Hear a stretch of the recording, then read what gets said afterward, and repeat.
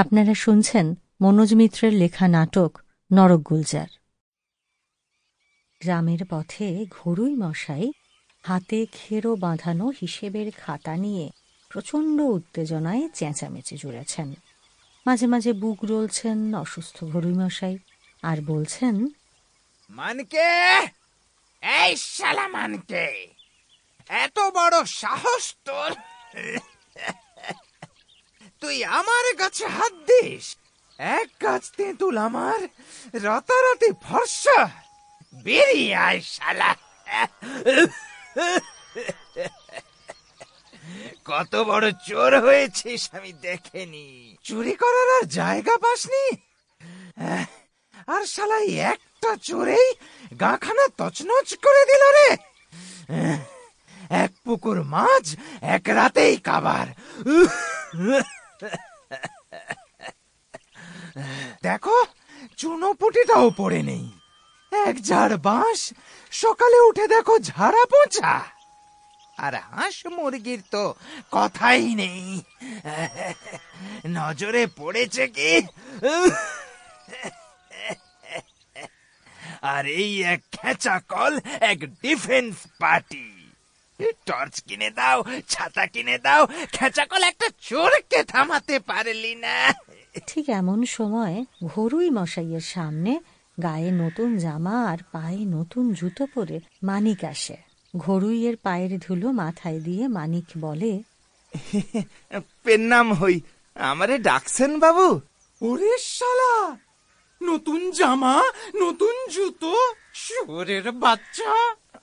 আমার তেঁতুল বেচে বাবুগিরি মারাচ্ছ?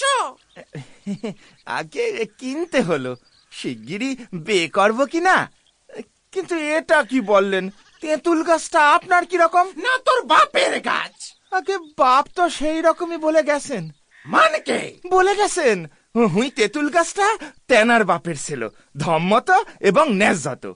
তো আপনি নিজের জমির সীমানা লাফে লাফে বাড়াতি বাড়াতি গাছটারে নিজের অন্তর্ভুক্ত করে ফেললেন। প্রকৃতপক্ষে ওটা আমারই। তোমারই। দেখ শালা, এই দলিল দেখ, স্পষ্ট করে লেখা, 3 বৃক্ষ আমার। এই যে দেখ শালা, তোর বাপের টিপসই দেখ। আগে বাপও বেছে নেই, হাকিমও বেছে নেই, কি করে বসবো ওটা বাপের টিপসই না হাকিমের টিপসই? প্রকৃতপক্ষে ওই বাঁশ ঝাড়টাও আমার। বাঁশ ঝাড়টাও তোর? সেই রকম জানি বলেই তো বাঁশগুলো চুরি করলাম। ধরেন, নিজের দ্রব্য ছাড়া আমি তো বড় একটা চুরি করি নে ঘড়ুই মশাই। তেঁতুল গাছ তোর, বাঁশ ঝাড় তোর, গোটা হাতে বাঁধা গাঁখানাই তোর। শালা, তোর মৃত্যু আমার হাতে। ওই যে ওই দেখ কে আসছে, দেখ। একটা মোষ, ওটা তো আমার জ্যাঠার ছিল। তোর জ্যাঠার মোষের পদে পদে কে আসছে? পদে পদে পুলিশ। পুলিশ কেন বাবা গো? খবরদার, গুলি খেয়ে মরবি। ঘড়ি মশাই, আপনি এই জুতো জোড়া নেন, আপনি 4টে ঘা মারেন বাবু, ওনাদের হাতে দেবেন না। কেন? সব না তোর? তোর পানি। এখন চল, বাঁশ চুরি, হাঁস চুরি, নারকেল চুরি, তেঁতুল চুরি, মোট 80টা চুরি, একের পর একটা কেস। খেঁচাকল জীবনেও আর জেলের বাইরে বেরুতে হবে না। সেরিদান বাবু, আমি আপনার তেঁতুলের দাম দিয়ে দিচ্ছি। পথে এসো চাঁদ, 750 টাকা ফেলো তো। তেঁতুলের দাম 750? শুধু তেঁতুল? বাঁশ নেই, হাঁস নেই, কুমড়ো নেই, রুই মাছ নেই? ওই দেখ, খেঁচাকল এসে পড়েছে। অত টাকা কোথায় পাবো?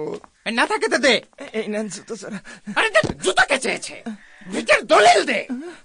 ভিটে মাটি যদি লিখে দিস মানকে, কেসগুলো তুলে নিতেও পারি। দিবি না? হাজতে যাবি। ভিটে তো এমনিতেও ভোগ করতে পারবি না, জীবন যাবে জেলখানায়। যা, ঝপ করে নিয়ে আয়, আমি ওনাদের শান্ত করি। ও বাপ, কেন বলেছিলে হাঁস, বাঁশ, তেঁতুল প্রকৃতপক্ষে আমার? নইলে তো Sample complete. Ready to continue?